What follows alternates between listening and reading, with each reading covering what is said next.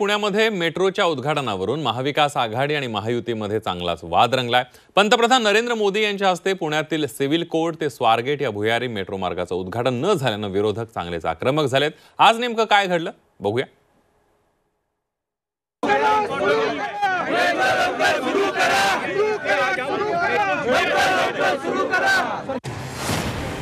पुणे मेट्रोच्या उद्घाटनावरून मोठा वाद।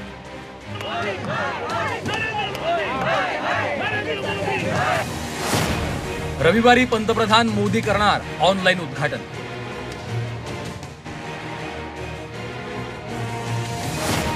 मेट्रो तत्काळ सुरू करण्यासाठी मवियाचं आंदोलन।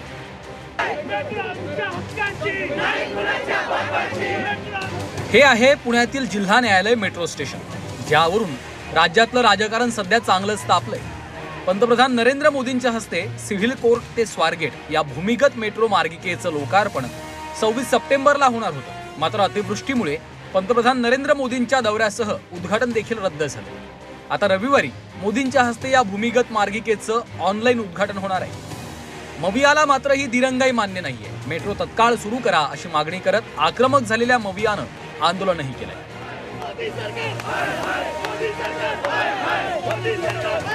एवढेच नाही तर मवियाच्या नेत्यांनी चक्क रिबीन कापून आंदोलन केलं। आंदोलनादरम्यान पोलिसांनी मवियाच्या नेत्यांमध्ये झटापटही झाली। तरी देखील मेट्रोच्या मागणीवर ठाम असलेल्या मवियाच्या नेत्यांनी भर पावसात जोरदार आंदोलन केलंय। पुणे मेट्रो आता प्रत्येक स्टेशन जर त्यांना श्रेय घ्यायचं असेल, एकदा मेट्रोचं उद्घाटन केलं झालं, पण प्रत्येक मेट्रोचं ओपनिंग करायचं। ही मेट्रो 5 वर्षापूर्वी चालू झाली पाहिजे होती, त्याला 5 वर्षांनी विलंब झालाय। तरी मोदीजी पंतप्रधान येणार म्हणून आम्ही कोणतेही पक्ष आंदोलन करत नव्हतो। एकदाची मेट्रो हे पण स्टेशन ओपनिंग करा, पुण्याला मेट्रो मिळावी। पुणे शहराचा वाहतूक व्यवस्थेचा बोजवारा वाचलाय। थोडाही पाऊस झाला तर नद्यांचं स्वरूप येते आणि तुमच्याकडे सगळी यंत्रणा असताना तुम्ही थोड्या पावसाला आणि चिखलाला घाबरून तुम्ही मेट्रोचं उद्घाटन कॅन्सल केलं। मेट्रो उद्घाटन तुमचं उद्दिष्ट नव्हतं, तुमची सभा महत्त्वाची होती। ती सभा होत नाही म्हणलं की तुम्ही मेट्रोचं कॅन्सल केलं। परत तुमचा मुहूर्त कधी लागला आणि तुम्ही कधी परत पुण्यात येईल तेव्हा मेट्रो, आमचा त्या विषयाला विरोध होता। पुणेकरांच्या हक्काची मेट्रो आम्ही पुणेकर ज्येष्ठ नागरिकांच्या हस्ते फीत कापून या ठिकाणी उद्घाटित केलेली आहे। नरेंद्र मोदी हे काय पुणेकरांचे बाप होऊ शकत नाहीत। नरेंद्र मोदीच्या खिशाला पैसा नाही, पुणेकरांच्या टॅक्समध्ये पैसा आहे। त्यामुळे ही मेट्रो चालू करण्याचा आमचा आग्रह कालही होता, आज आहे आणि आत्ताही राहील। मेट्रो सुरू झालीच पाहिजे। पुणेकरांच्या पैशातनं सुरू होणारी मोटर आज सुरू का होत नाही? तुम्ही पावसाला घाबरले म्हणून तुम्ही येत नाही। ही मेट्रो तुमची आहे, आमची आहे, पोलिसांची आहे, पुणेकरांची आहे, मग त्याचं उद्घाटन का होत नाही?